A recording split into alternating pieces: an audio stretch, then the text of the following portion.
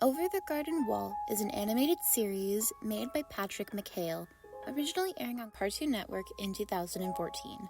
It has 10 episodes, which is strangely perfect for the short story that was told.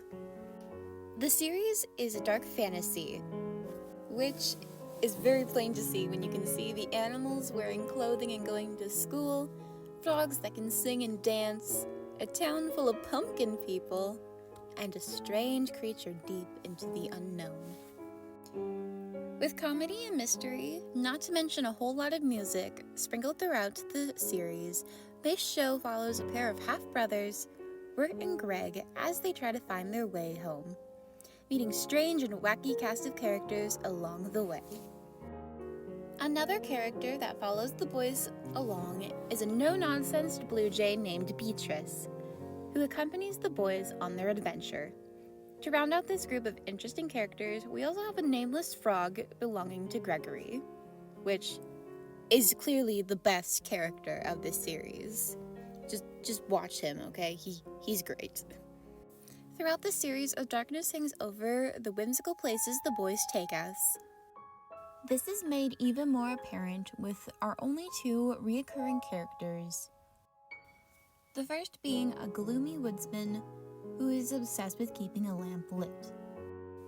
And the other, one of which we don't even get to see for most of the series, only hauntingly singing in the background, and we get to see the shadows of his horns and his looming figure, seemingly haunting the woodsman every time he comes near.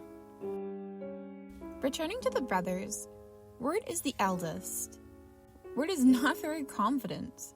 It's made very clear in the first episode, and it carries throughout the entire series as we watch him become more assertive and confident. He barely stands up for himself, more or less letting people tell him what to do and follow orders. In fact, he even uses this to his advantage to make Beatrice lose her mind, which, absolutely funny. You go, Wirt. But Beatrice always manages to get him back. Beatrice is normally the one ordering him around in a weird sort of way to make him more confident.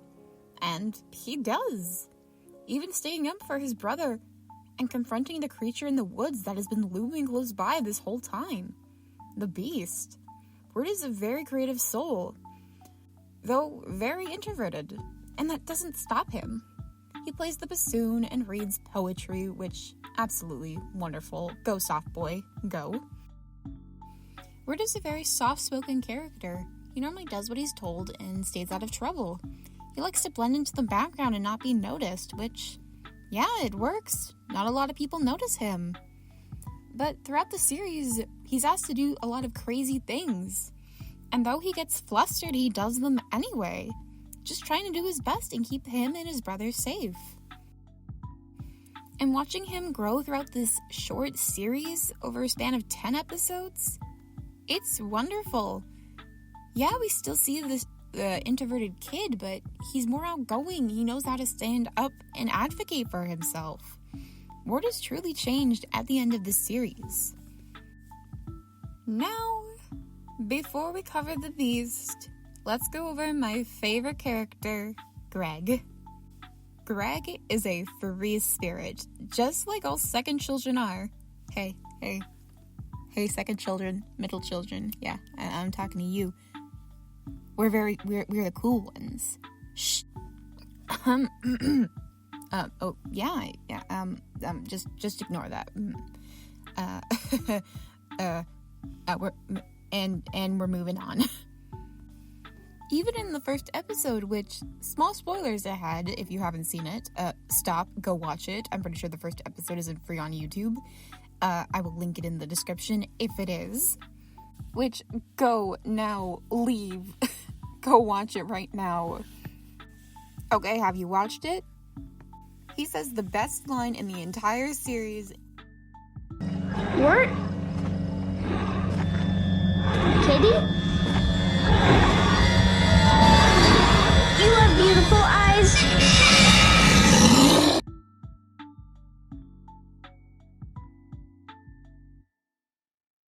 Oh my gosh, I love him.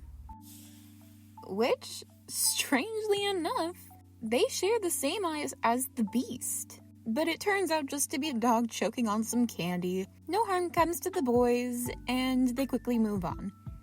By the way, the dog is all right. Okay, so you animal lovers, you're good. Greg is a very caring and very eccentric young boy. He likes to sing and dance, and everyone seems to enjoy his company or find him endearing. Which, his famous Potatoes and Molasses comes to mind. Go watch it. It can be like a little grating on the ears, but it's so endearing and cute. You can't help but love it.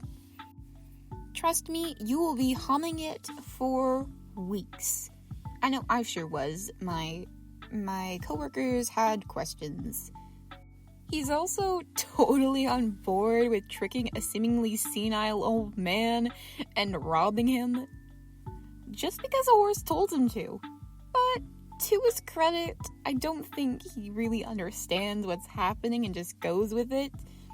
Though I could be completely wrong, and Greg is just a secret criminal mastermind, just running the Frog Mafia. Look at him. Look into those soulless eyes. Yeah, it's probably nothing.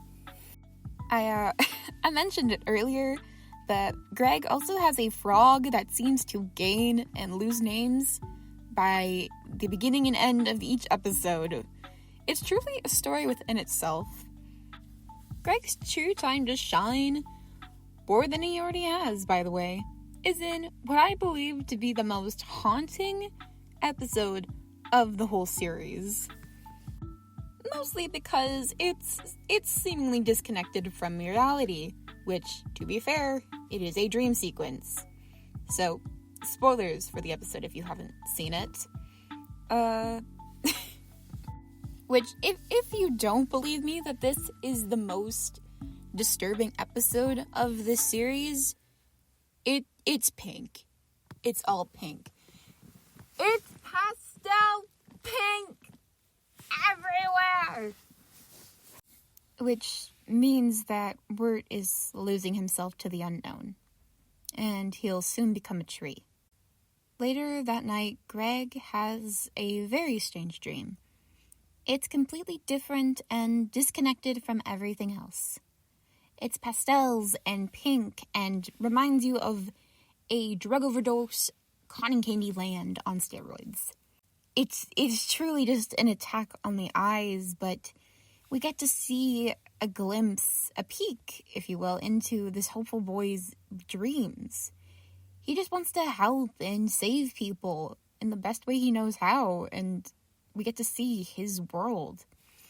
We get to see the dreams of the boy that we have come to love throughout this entire show.